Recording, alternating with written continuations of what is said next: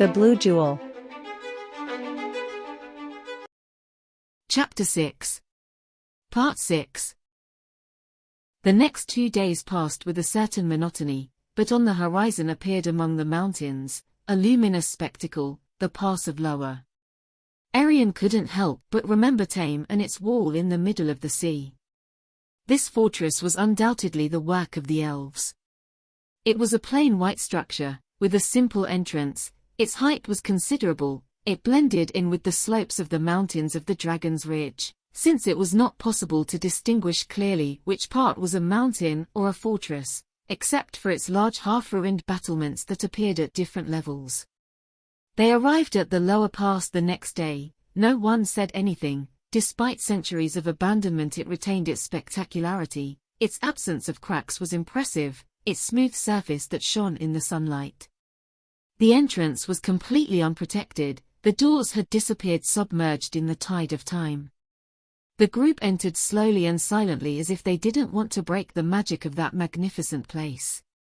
They made their way through a narrow corridor, which was in a comfortable gloom, and though they had spent only a little more than 5 minutes inside the place, it seemed like centuries to them. Arian looked at the inside of the fortress, the different levels. Everything was very beautiful but sad. They finally saw the way out. When they went outside, Arian felt that a weight was lifted from his shoulders, and he did not look back to say goodbye to the construction of the elves, much darker than that of Tame. That place must have a very sad history. Once they crossed the pass, the southern part of the Dragon's Ridge appeared before them. They were greeted by large green meadows, and left the desert behind. The green steppes and lush forests greeted the group. The journey was made more pleasant via the southern road. The old road seemed to be better preserved. There were still well-paved areas, and in less than a week's journey they would reach their destination, Domemba. They decided to camp in the shade of some oak trees for the night. Arian couldn't help but ask Kush about Lower's Pass. "I thought it was strange. I had a disconcerting feeling as I passed by," the young woman confessed to the magician. "Strange? In what sense?" asked the bewildered magician. "Yes, I felt sadness. That place was sad. It wasn't like the Tame Bridge. I felt pain, hatred." Kush smoked some of his pipe and closed his book again. "Don't you know what happened at the lower pass?" "No, I don't know. The Tame Bridge is much older than the lower pass. It united, as I told you, the Kingdom of the North with the Kingdom of the South. In the pass of Lower a bloody war took place."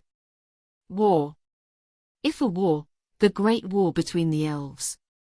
It was the one that ended the age of the elves. The 8 great elven kingdoms fought against each other. In this place the kingdoms of the North and South fought bloody battles in the Deadlands. In the pass of Lower many elven warriors and their human allies died." Kush was silent, the wizard seeming absorbed in some thought. Arian had to talk to him again to bring him to his senses. "Tell me one thing, Kush. In the end, who won the war?"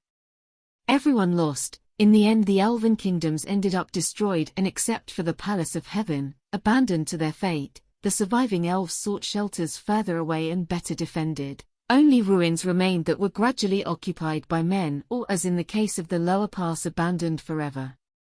It was the end of an era. Only ruins remained. Too much power even for elves." Arian couldn't fall asleep, so he got up to walk around the small camp. Vanus always slept curled up. In the background there was always Agnorok doing the first shift of guard as usual, sitting on the ground with his back resting on a dry log. The half-orc, as he watched the sky, cleaned his sword conscientiously. The blue moon, Zoran, began to decline its reign before the white moon, Ilta. The nights began to become clearer and the animals were much more active. "There are a lot of half-orcs by the looks of it." Agnorok turned his head and smiled slightly. "An amazing coincidence. So many people say it that I begin to believe that this fact is not a coincidence. As far as I know, it is not a very common mixture, and in most cases they are not unwanted children." "Was this your case?" Agnorok was silent. He didn't have many memories of his mother, to be honest. She had died when he was very young. "If my father didn't lie to me, no. I was wanted, but to be honest I only know the paternal version. My mother passed away when I was very young. I'm sorry, I understand you perfectly. My parents died when I was very young too. They spent some time in silence, watching the stars slowly appear through the lush forest. The air was pleasant and the noise of the forest was a much more pleasant melody than the silence of the desert. Arian, I grew up among men. I know the orc traditions from my father, but I'm more of a man than an orc, to be honest. Arian didn't add anything else. She fell asleep next to Agnorak. We all have a difficult life, the young woman thought. The journey passed with its usual monotony. Although it was now a more pleasant landscape for the young woman, the journey was becoming a little longer than she expected. Little by little, small peasant villages appeared until they reached a rather large city, the Shadow of the Dragon, the capital of the kingdom of the Forest of Fambir. Kingdom bordering Domemba. The city was built on the banks of a great river, one of the many that rose on this side of the Dragon's Ridge and that made this region so fertile. Kush decided to spend the night in the city, and for the first time in over a month Arian slept on the pleasant comfort of a bed and allowed himself the luxury of a hot bath. The southwestern area of the Dragon's Ridge was rich in small kingdoms, such as Sizia, Domemba, Yape, the kingdom of the Three Rivers, and many more. To the south was the great kingdom of Olbiana, where Tripulia was located, where she was secretly heading. Olbiana, the powerful kingdom of the south, was never a threat to Olbiana, but everything changed after the Iron Wars, where he annexed large territories in the north that were called the New Olbiana, which is why the small kingdoms that were located to the north, in the vicinity of the Dragon's Ridge, were so distrustful of Olbiana. They could be the next target of the Jewel of the South, as the capital of the kingdom of Olbiana was called.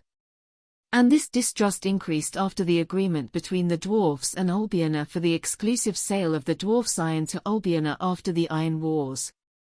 The next day they left Shadow of the Dragon, not continuing south as was usual on the southern road.